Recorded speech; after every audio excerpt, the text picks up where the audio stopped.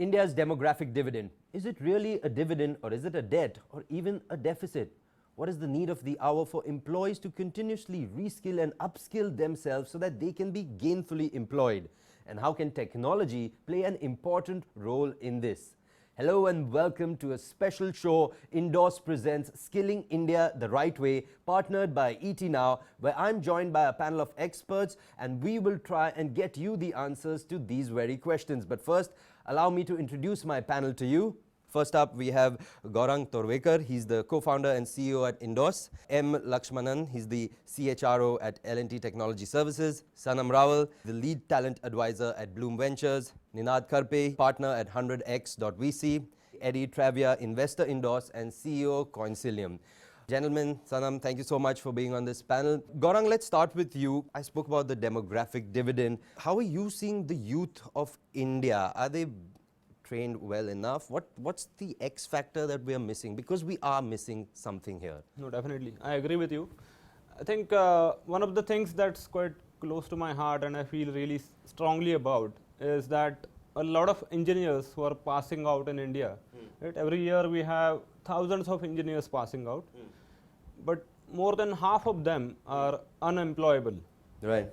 Although that number is rising, the employability numbers are rising, it's still quite low, right, as compared to the global scale, global phenomena. And not just that, right, so when the engineers join the big companies like L&T or Infosys or any of these companies, they have to spend 4 to 6 months just to get trained on the job, which I feel is a travesty, and I think that's where we can improve India and the education system. Mr. Lakshmanan, I want to get you in on this point, exact point that Gaurang has raised. At an IT company, a leading IT company like yours, how are you handling the HR needs of the company to see that the employees, how are they coming in? How do you need to retrain them, reskill them? Yeah, I think the silver lining really is that the number of employable people are only increasing over the period of time, right? We can keep looking and say that India is not good or not good enough, but I think it's getting better, right? That's the best part about it and the silver lining. Number two, I think as large IT companies, I think we are also turning to digitize a lot of training and learning that we do. We're trying to ensure that the learning time cycles are reduced, right? Gone are the days when we did training for a year or 6 months. Today we do that in 6 weeks. But still, I think there is an opportunity to do things better. And I think we are continuously trying to do things better by embracing digital platforms, digital learning models, digital evaluation models. Definitely technology and digitization is playing a key role in the hiring process as well. Sanam, I want to get in your viewpoints on this. How are the needs for an organization, the employee needs, how have they changed? Right, I think it has largely become a candidate-driven market. You know, what we are being able to see is that candidates today are getting a real chance of understanding the kind of things that companies are being able to provide today. You know, there are large autonomy-driven roles where they feel that being a part of smaller startups is something that is, you know, giving them more of a direct impact growth as compared to, you know, larger ones. I think they're trying to see the kind of ESOPs-driven interests that are being built today, which, you know, wasn't really the case before. So I think candidates are really understanding, employees are really understanding, you know, where the kind of structure-driven growth is, and I think that is where, you know, they are, you know, picking the right places to be employed. You know, nowadays when jobs are so many and candidates are now, you know, trying to see which one is the best one for them. And it's not necessary that it's just about the CTC or about the location or what the company is giving. I think it's more to do with where the company is going to, you know, connect to your passion and to your growth in the next, you know, maybe 3 years. Ninad, want to get you on this. This is what you're doing at 100x VC, is you're kind of mentoring, nurturing startup. So just from your point, how have things changed over the years and what is the importance of the startup culture? Because there is a lot of attrition. So the best thing about startups is a lot of this, you know, most of the engineers who pass out all want to become startup entrepreneurs. So they all raise their hands. So that's good news. I think the way it is changing, and Lakshman mentioned, you know, things are improving. Today, and I think it's the responsibility of people providing those skilling services. Kids want bite-sized training modules, bite-sized skill modules in a form in which they can digest or ingest very fast. And that's the whole challenge before the skilling. The kids are smart. They're really smart, all of them. None of them I've met is not able to absorb. What is the gap? You know, Yes, so that's the important one. you keep mentioning 25, 50% are not employable, whatever. Whatever the percentage, I think the gap can be filled if we have the right skilling models which are contemporary, not just the knowledge, but the form is important. In today's world, in the world of low, kind of retention or low attention span, I firmly believe nano skills are required, given in a gamified or in a format which they enjoy. So Eddie, just adding on to that, because the idea is you need to provide this reskilling, upskilling, which is quicker, easy to access, and in a way continuous. So it's something that it's not that something I do once in my life and forget about it. I have to keep doing it every few months, every few years. Just your thoughts on this, and how are you seeing this now being implemented? I think one important thing is to see that there is no longer lifelong job security, right? Yeah. We're in a world which is past that. And I think the other side is that we're doing a lot of lifelong learning. I think that's where we are going. So I agree, it's that this kind of nano skills, or you calling a bite-sized education. Education is changing. So my feeling is that university, you learn to learn. That's my feeling, is you learn the foundations, you learn the basics of what you're going to do, and you build from it. It's a foundational type of course, right? And that's why there is always this gap between the skills you need actually for the real world, for the world of employment, and what you learn at university. Because there will always be, I mean, of course, one way to look at this and to solve it is dialogue, conversation between employers, like the employers here, and conversation with the people actually providing the education, like universities and colleges and technical schools, etc. So I think what is important at Indorse is that by using people who have already acquired certain skills, like tech experts, people that have been working in companies for a few years, these are the people that can assess their peers. These are the people that can assess and see if the skills, for example, coding skills, all the skills are actually in line with what is needed in the job, in the marketplace every day. Okay. So, Lakshmanan, do you see this at L&T with these employees, the need to reskill them, upskill them? Is there like a formal process that's put in place so that, I don't know, maybe every 6 months or every year, employee is retrained? Yes, technology is changing so rapidly, so fast, and so we have to constantly keep reskilling our employees. We have to constantly keep upskilling our employees. But one of the things that we do, and it has become very important, is to let that employee know a little more than the technical training, is to let him know the larger purpose, is to give him a vision, is to tell him, you know what, you can write this algorithm a little better so that you can hail the cab a little faster. Right? So what is the problem you're trying to solve? And when we start giving them that purpose, when we start giving them that larger vision, I think they quickly learn to learn. They quickly learn to unlearn. Yeah, that's the important part, to unlearn and then relearn at the same time. But Gaurang, Lakshman brought up a really important point, is to give them the larger perspective. In a way, how do you at Indorse ensure that the products are giving the future perspective, which is a part of the larger perspective? Because today, fine, you've skilled them, but that should last them, I don't know, for the next 6 months, 1 year, and then be ready for that next 2 years, 3 years later. Because let's face it, in technology, things are changing overnight. That's a key part. How do you address that? So at Indorse, we gave a full freedom to our developers, right? So our developers, we don't handhold them, we don't tell them every small nitty-gritty thing that they need to do. So as Lakshman said, we tell them the bigger picture, right? So we are like, okay, next week you need to build this feature which will, which will be able to onboard 10,000 new candidates, and you have 1 week to do that. Right. To figure it out. Okay, all right. So, And those are the engineers that we love at Indorse. another thing that you do is hackathons. I know that. And Sanam, I think Loom was a participant at one of these. So how does hackathons help you as an employer? Why do you need a hackathon? The usual way that employers end up hiring today, usually ends up being a little more related to, okay, this is the coding test, and this is how you are going to be judged, and then you have the soft skills that you're going to be judged with, which in itself is a gap in India when it comes to engineers. Soft skills is something that aren't really deployed in their education entirely. But hackathons gives a chance to these employers to see the engineers solving a product problem. So in the terms of Bloom's hackathon, which we did, which are Bootstrap Paradox, we had 6 of our deep tech companies that took part in it, and each 6 gave a different problem statement. And the problem statements were there was logistics, there was gaming, there was education.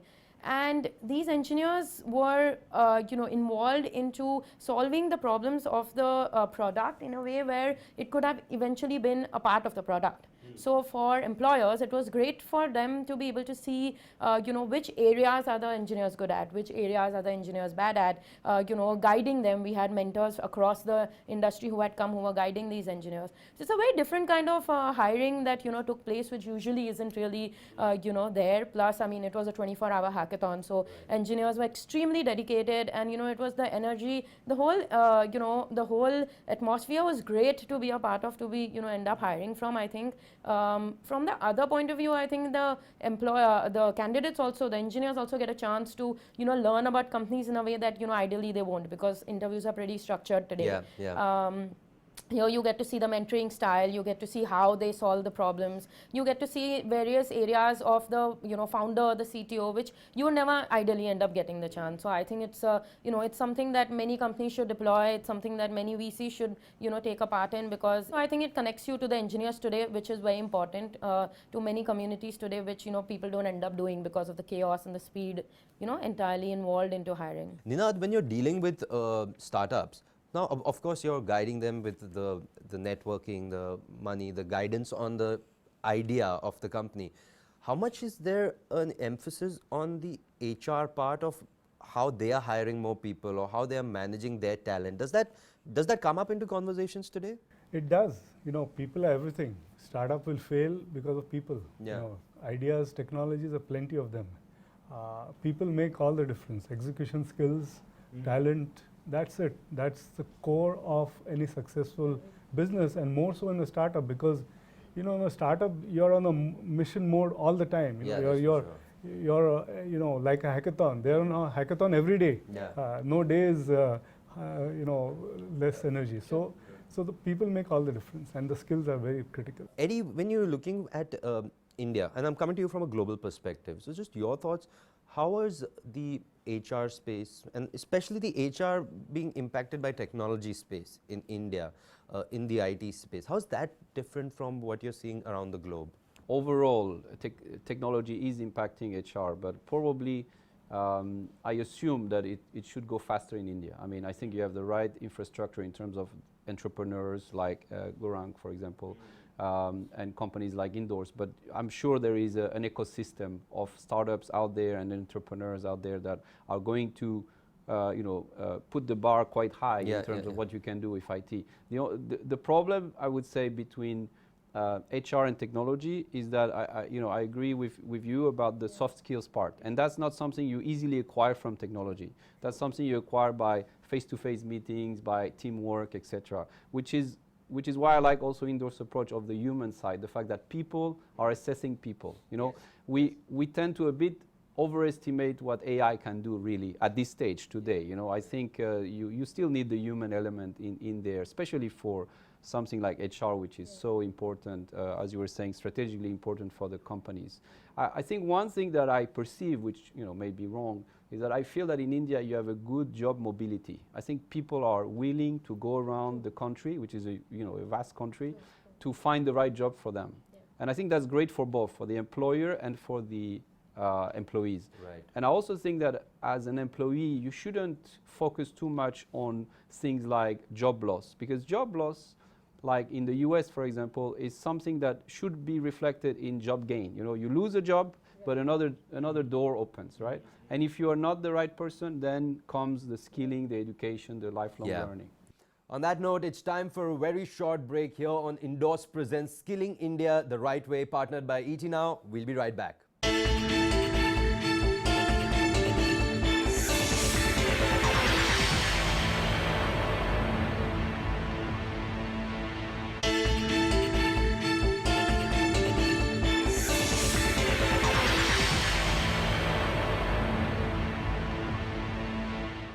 Welcome back to Indorse Presents Skilling India the Right Way, partnered by ET Now, and I'm in conversation with a panel of experts on the need to see how India can continuously reskill and upskill itself. How has the response been to the part of Indorse where you're using like technology and like what Eddie said, where you're getting real people to assess the work, the assignment, so to say, done by a prospective employee? What's the kind of response, the impact that's happening there? One thing is our experts are quite brutal. So on the scale of 1 to 10, even getting an 8.5 is a miracle, I would say. But then that's real, that's hardcore real feedback that's being given there, so that's great. And when we chart the scores on a bell curve, actually, it actually follows almost in the middle, or I would say 6 is the median. Okay. 5.56. All right. So it's an interesting way of looking at things, right? Lakshman, I'll come to you with the devil's advocate perspective, right? So we're talking technology, we're talking AI, and being used more and more in HR. Do you think AI and tech is going to get humans out of the HR space? Will HR managers lose their jobs to AI and tech? No, I think, increasingly it's going to get, as they say, phygital, right? You're going to have true. You're going to have the physical need for people, and you're going to have digital people doing it. And just taking on with what Gaurang was saying in terms of, assessing lateral hires, right? You can't have people to assess somebody else on the latest leading edge technology, right? You don't have that many people to assess. That's where I think crowd-based assessing platforms like these would help. There is a very big market, right? Talking about people, I think today assessing behaviors through online instruments have become quite an in thing. But assessing lateral technical skills, right? Assessing technical capabilities of superior technical capabilities of people is something that is still nascent in our country. I think therefore there is a space for digital crowd-based assessing platforms. I think that's the good thing that's happening, and it will speed up the hiring process. It'll enable us. Gaurang, how are you seeing the way ahead, India specific, changing in IT companies, the education that engineers need to be aware of?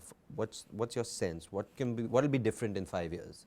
See, I think as a software engineer, two very important things that you could do today are go to Coursera or Khan Academy and start learning all those courses, start consuming the content. Second thing is contributing to open source. So one of our developers is a third-year dropout, but he actually maintains the website of Node.js, and he's an amazing developer. All right. The best hire we have done. Ms. Lakshmanan, now at your company, what do you think will change in the next few years? I think the focus will continue to be on, what kind of passion, that he will bring in, what kind of ambition that the person demonstrates. But how do you come to know that? What's that missing link there? I think it's about how an individual is talking about, what's the clarity of thought, how clear. Okay. And honestly, if you go back and look at the so-called unemployable engineers, you will find that they are unable to articulate their thoughts. There's no clarity, there's lack of clarity. And the number of people who have clarity are very few even today, right? Very, very few. And if we can get those candidates, training them is relatively easy. But the ambition, the passion, the clarity, the ability to articulate, right? These are the skills that we are going to be looking for.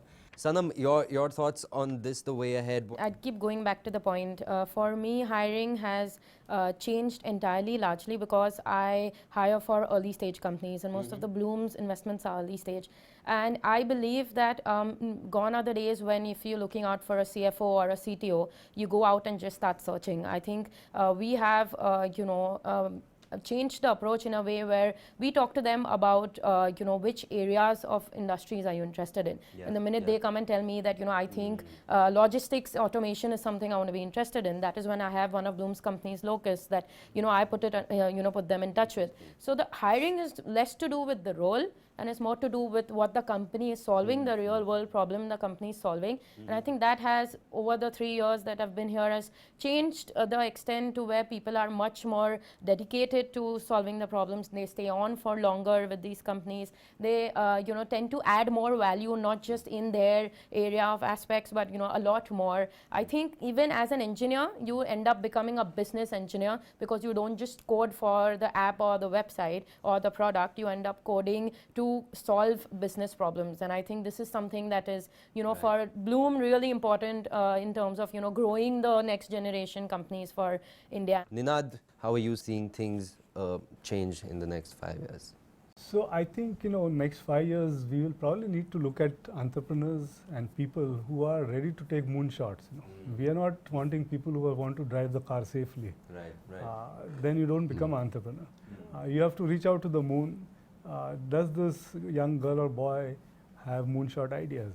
And is he or she willing to go to the moon as opposed to driving safely on the road? And there are plenty of such people. They just require proper mentoring, guidance, and a little bit of money. Eddie, you said the magic words to create your own company. How do you see the way ahead where maybe technology, skilling can come together to help existing employees move ahead and create Well, their own the company? great thing is, when I remember very well the internet years, right, the 90s, and a lot of the barriers have been removed. I mean, in the 90s, access to capital was very difficult, but at the same time, it still took a lot of capital. But today, if you have a few $1,000s really, and being creative and being innovative, you can create your own company. So the tech part is that today the great thing, and Gaurang was mentioning open source, is that you have so many tools that are either free or nearly free. And with all these tools, and some of them are, subscription based, etc., you can build so much. You can build so many of the tools that are needed for an everyday company building.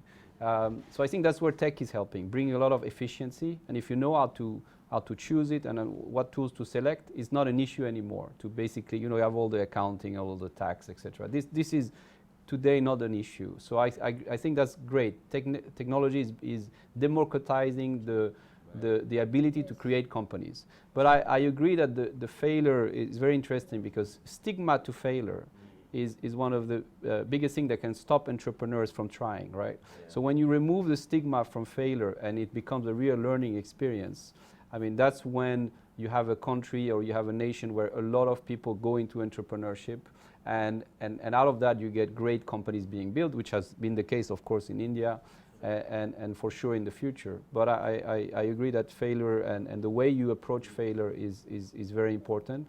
And the other thing is that what we have seen in the past is that a lot of startups that have been acquired by large companies fail. That's very interesting, right?